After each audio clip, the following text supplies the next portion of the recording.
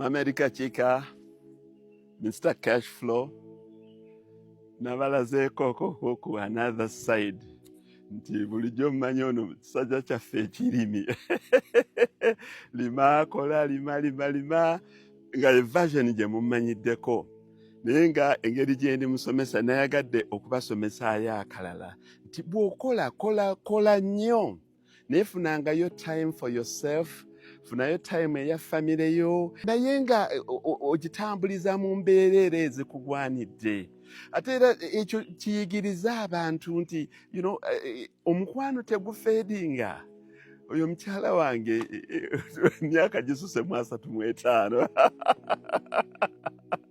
but you can still see that the love can be renewed, it can be maintained.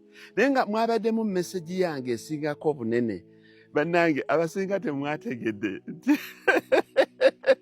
ako nakabalaze enkomawo. That was on the last day, because siyinza kubalaga nga ŋŋenda nina values ezimu zentambuliramu nti it's not proper omuntu okweyanjulula yenna ne weeyanjuluza. Mr. Cashflow wuuno ali ne madamu bakotte eno ye tiketi y'ennyonyi tugenda gindi tuli ku kisaawe tucheckinga in. Well, I see abamu babikola, it's okay. Mu myaka egyo oteekeddwa okukolaga ekintu ky'owulira nga kyekikunyumira. Naye nze n'abakozi bange saababuulira nti genda wano balaba bulabi madamu kupaakinga amasidisi ye ng'atuula mu yange nga tugenda, because nze nkimanyi olina okubeera ng'oli very conscious for your safety and security. Kababeere bakozi gwe bugambe people take in charge. Ninako wendaga totegeeza nsi yonna wawoolaga kubanga tomanya ani akutambulirako. Tobeera ng'ojoginga ku makya at 5 am ng'oli ku live streaming engeri gy'ojoginga, oli ku Akibwa Road kati ntuuse ku Malcolm Road. Man, omanye abantu abakutambulirako kye bayinza okukola mu ssaawa eyo. So ne bw'obanga oyagala genda kukola wabweru, lw'oggyeyo passport yo essanyu liba lingi.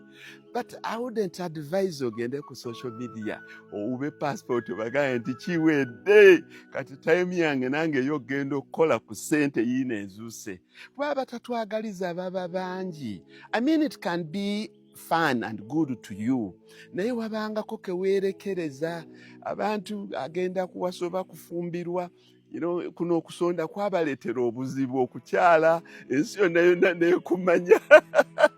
Kyova olabanga obufumbo tebukyabeera mu mirembe, kubanga abantu abakola ebibi baali bangi before nga tonnayingira bufumbo.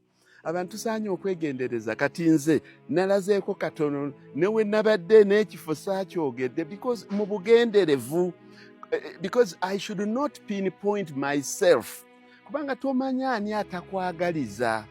Oyinza okuba ng'oli mwana oli eyo wabweru ku kyeyo, oba oli luddawo, oba okola wano kobeere wano ng'oli around here, naye nga buli kyokoze kyonna ogenda n'okiraga. Kituuka ekiseera nze nkayita lifestyle audit, gyekali ne mu ggwanga mwekali mu mateeka g'eggwanga, that oyinza okubeera investigated basing on the lifestyle audit. Kati nze nina omuntu ateeka comment ku posti zange, ngenda eri ekifaananyi kye ne nkitunulako ne ndaba bya postinga ne mmanya nti ono otawaanira bwereero muddamu. Kubanga bya postinga bimbuulira eryakubuuza ekibuuzo n'omukyekingako n'omulaba nti ddala ono ayagala kumanya.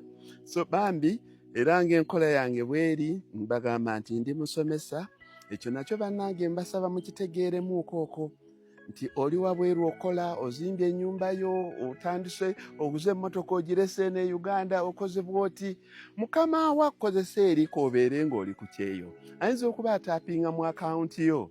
So bw'abaawo ekibuze awaka oba ku mulimu wano kaobeere ng'okola wano Uganda, oba olina bizinesi yonna. Kati abantu ne bagenda nga batunuulira lifestyle yo nga tefiitinga mu income yo.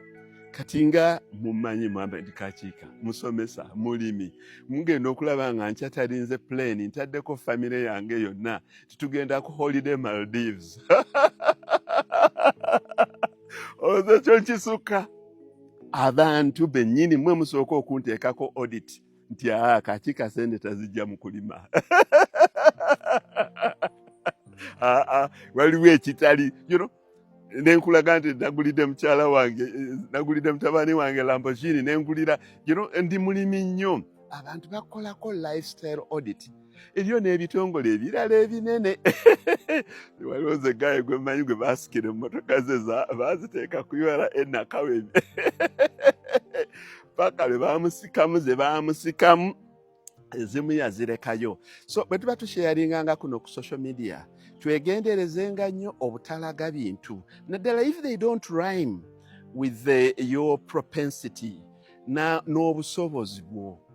Kati nze nkulaze nkomyewo ne mukyala wange tutuukidde waka waffe country home ataddemu ebintu bye avuze azeeyo emuyenga nze neesigalidde ku faamu yange.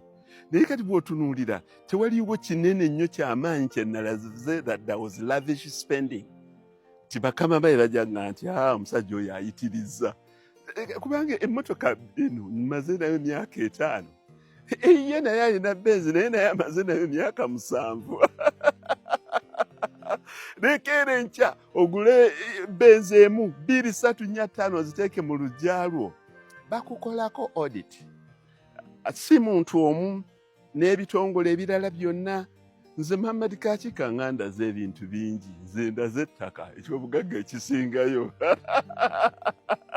singa nalibba oba nina ene unscrupulous ways gye nalifunamu singa baali kimadda naye buli wamu nkubuulira nti wano nagulawo 2,900 wano nagulawo 2,10 nagula ku muntu gundi ne gundi gye bali abasinga gye bali. But I bought and I paid and I've never trespassed onto kutaka ly'omuntu omulala nenkolerako ebintu byange byonna byembalaga nga bisoboka nti omusajja oyo yasaaye waawo yasimbyemu emiti nga tugiraba yasimbye kasooli tumutunuulire nga tumulaba akoze silage wuuyo tumulaba kati ne bw'onootunuulira oba nti byonna byembalaga bikolebwa.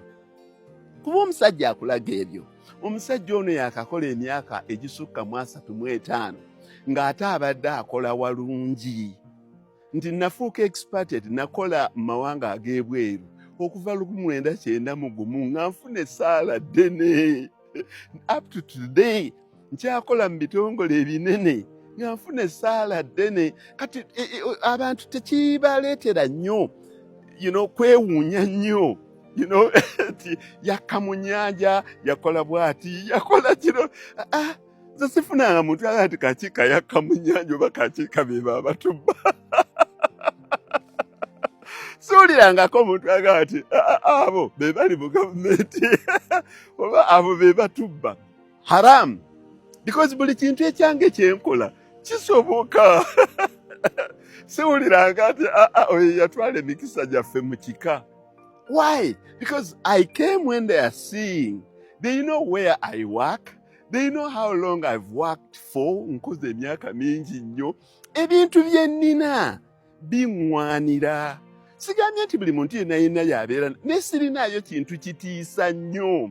Sirinayo kintu nti bano omusajja ekyo ekintu ekyo yakikoza atya.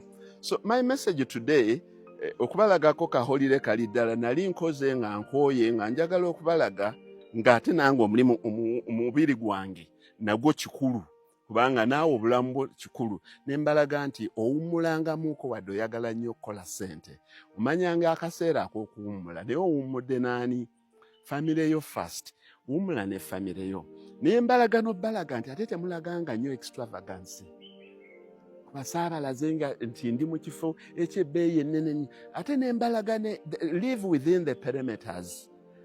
Ekisingirayo ddala kyekya lifestyle audit.